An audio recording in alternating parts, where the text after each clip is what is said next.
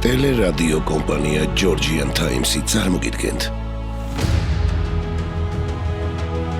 საქართველოს ისტორიის გაკვეთილები.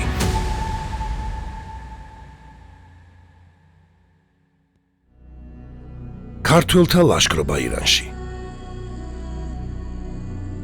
1208 წელს აღდგომის ბრწყინვალე დღესასწაულის დღეებში არდებილის სულთანი თავისი რჩეული ლაშქრით საქართველოს საზღვრებში შემოიჭრა. მტრები ჩუმად და ფრთხილად გადაადგილდებოდნენ, სანამ ქვეყნის სიღრმეში არ შევიდნენ და ქალაქ ანის არ მიადგნენ. სულთანმა კარგად იცოდა, რომ წლის ამ დროს ანისი ყველაზე დაუცველი იყო. აღდგომა დღეს ქალაქის კარები დილა-ადრიანად იღებოდა და მოსახლეობის ქრისტიანი ნაწილი სალოცავად ეკლესიებში იყვნენ. გარიშრაჟზე, როდესაც ქალაქის კარები გაიღო, სულთანის ჯარები გრიგალივით შეიჭრნენ ქალაქში და უმოწყალოდ გაუსწორდნენ მოსახლეობას. როგორც მემატიანე გვამცნობს, 12,000 კაცი მარტო ეკლესიებში დახოცეს. მტერმა დაარბია და მოაოხრა ანისი, გაძარცვა მისი ქონება და იმავე დღეს უამრავი ტყვითა და ალაფით დატვირთული თავის სამფლობელოში დაბრუნდა. ანისის ტრაგედიამ შეძრა და აღაშფოთა საქართველოს სამეფო კარი. დარბაზმა მყისვე მიიღო საპასუხო ზომები. სადამსჯელო ლაშქრობის თარიღად მაჰმადიანთა დიდ დღესასწაულს დაამთხვიეს. იმავე წელს ქართული მხედრობა ძმები მხარგრძელების მეთაურობით არდებილის სასულთნოში შეიჭრა და ქალაქი პირველივე იერიშით აიღო. ქართველთა შურისძიებამ არდებილი იმავე გზით მოაოხრა, როგორც სულთანის ჯარებმა ანისი. თავად სულთანი ქალაქის კარიბჭესთან სიკვდილით დასაჯეს. მისი ცოლშვილი და ოჯახის წევრები ტყვედ იქნენ აყვანილნი. ასე გასცეს ქართველებმა მტერს საკადრისი პასუხი ანიშში ჩადენილი სიმხეცისათვის, მაგრამ ეს მხოლოდ დასაწყისი იყო. არდებილის აღებამ, გარდა იმისა, რომ ჩვენი მტერმოყვარე დაარწმუნა ქართველთა უძლეველობაში, თავად ქართველებსაც განუმტკიცა რწმენა, რომ მათი დამმარცხებელი მაშინდელ ახლო აღმოსავლეთში არავინ იყო და გათამამებულებმა მთელი ირანის დალაშქრა მოიწადინეს. მალე ქართული მხედრობა თბილისიდან დაიძრა და 3,000 კილომეტრზე მეტი გაიარა, სანამ უკან გამარჯვებითა და ალაფით დატვირთული სამშობლოში დაბრუნდებოდა. ეს უკვე აღარ იყო მხოლოდ შურისძიება, ეს იყო უპრეცედენტო, ზუსტად დაგეგმილი და თამამად განხორციელებული სამხედრო ოპერაცია, რომელმაც საქართველოს სახელი შორს აღმოსავლეთის საზღვრებს იქითაც გააჟღერა. არდებილში გამარჯვებამ ქართველებს ახალი, გაცილებით დიდი ლაშქრობისკენ უბიძგა. თამარის მემატიანის გადმოცემით, ქართველმა დიდებულებმა სამეფო დარბაზობაზე დააყენეს ირანში დიდი ლაშქრობის მოწყობის გეგმა. ინიციატორებად გამოვიდნენ მხარგრძელთა მთელი საგვარეულო. ამ ლაშქრობას არ ექნებოდა მხოლოდ სამხედრო და პოლიტიკური მნიშვნელობა. სამეფო ლაშქარი უნდა შეჭრილიყო იმ მიწებზე, სადაც აღმოსავლეთისა და დასავლეთის სავაჭრო გზები იკვეთებოდა. წარმატების შემთხვევაში საქართველოს სამეფოს ექნებოდა შესაძლებლობა გამხდარიყო მთელი რეგიონის პოლიტიკური და სავაჭრო ჰეგემონია. მეფე თამარმა მოიწონა მხარგრძელთა გეგმა და დაუყოვნებლივ დაიწყო დიდი ომისთვის მზადება.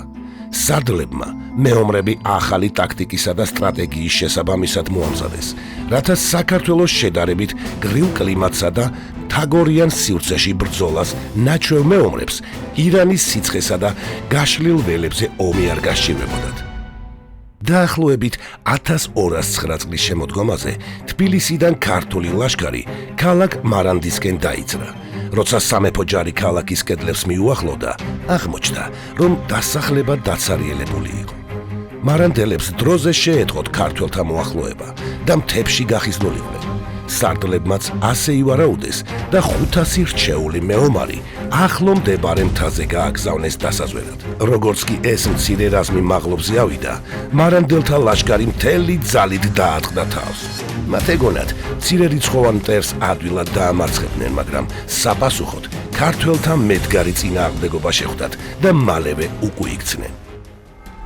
ერთობილნი უმეხუნესმდა, ლივ შეიქმნა ომი დიდი, შიგანასწრე გავერიბე მოდის ჩოქსალი თაქორი, კაცი კაცს შემოვსწორს, ცხენკაცის დავდიქორი, კაცი ჩემგან გადაწყვეტი, უნავს ვითა დანაჯორი, ერთობს სულა დამოგწიდე წინა კერძო, რაზნიო.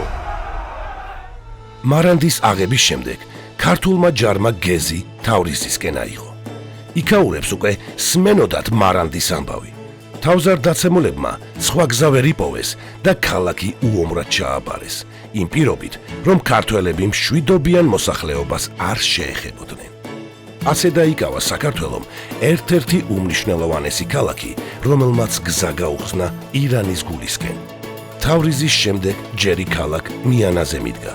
ქალაქთან ერთად ქართველებს აქ დიდი სიმდიდრე და სურსათ სანოვაგეთ ჩაუვარდათ ხელში.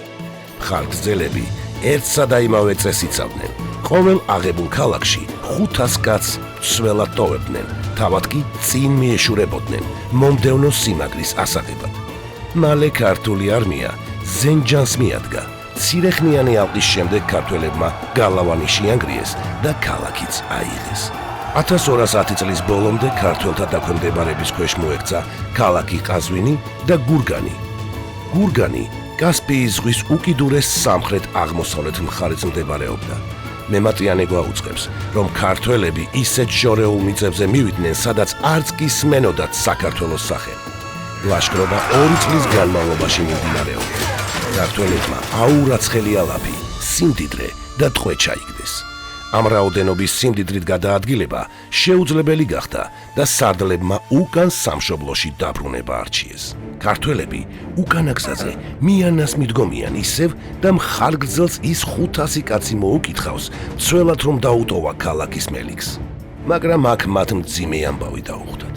ვიღაცას ცრუცნობა მოუტანია თითქოს დიდმა სულთანმა ქართველთა ლაშქარის საბოლოოდ გაანადგურა.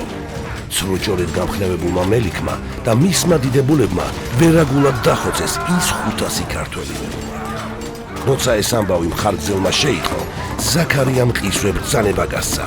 მელიქი და ქალაქის თავკაცები შეიპყრეს და უყოვნებლივ დასაჯეს, ხოლო მიანა მიწასთან გაასწორეს. ორწლიანი დამღლელი ლაშქრობა დასრულდა. სამეფო არმია უკან თბილისში დაბრუნდა. მეფე თამარმა ამ დიდი გამარჯვების აღსანიშნავად ისნის სასახლეში დიდი დარბაზობა მოაწყო. სწორედ აქ მიითვალა მეფემ ლაშქრობიდან მოტანილი ალაფი. წარმოგზავნეს თვალნი თითფასისანი, ძვირად საპოვნელნი და საჭურჭლენი უცხონი. ყველანი გაკვირვებულნი იყვნენ იმ დავლით, რომელიც ქართველთა ჯარმა თან მოიტანა. საქართველოს სამეფო ხაზინა და ქვეყანა უაღრესად გამდიდრდა. ქველმოქმედმა მეფემ ნადავლის ნაწილი ღარიბებსა და ქვრივ ობლებს დაურიგა. ნაწილი კი მეომრებს შორის განაწილდა. ეს იყო თამარის მეფობის უკანასკნელი დიდი ლაშქრობა, ტრიუმფი, დიდება და სიმდიდრე, საქართველოს ძალაუფლების მწვერვალი. მაგრამ ყოველი მწვერვალის შემდეგ დაღმასვლად დგება და მალე ქვეყნის ეს ბრწყინვალე ეპოქა წარსულს ჩაბარდა.